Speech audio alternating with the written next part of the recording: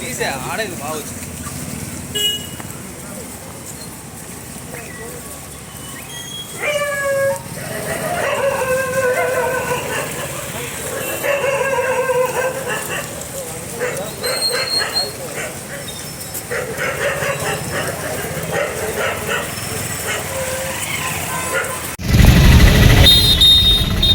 గంజాయి ఇతర మత్తు పదార్థాలను నిర్మూలించాలని రాష్ట్ర ప్రభుత్వం నిర్ణయంతో మా జిల్లా ఎస్పీ గారు డాక్టర్ అజితా వేజెండ్ల మేడం గారి సూపర్విజన్లో నెల్లూరు రూరల్ డిఎస్పీ గారు ఘట్టమనేని శ్రీనివాసరావు సారు డైరెక్షన్లో నేను కోవూరు ఎస్ఐ గారు ఈ డ్రగ్స్ నిర్మూలించేదానికి పలు రకాలైనటువంటి అవగాహన కార్యక్రమాలు వివిధ గ్రామాల్లో కాలేజీల్లో చేపట్టడం జరిగింది.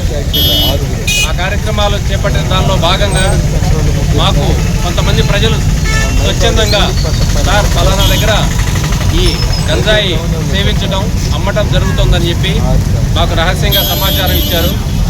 వారి పేర్లు గోప్యంగా ఉంచి వారిచ్చిన సమాచారం మీద మా ఎస్ఐ గారు నేను వర్కౌట్ చేశాము, మా టీం అంతా కూడా.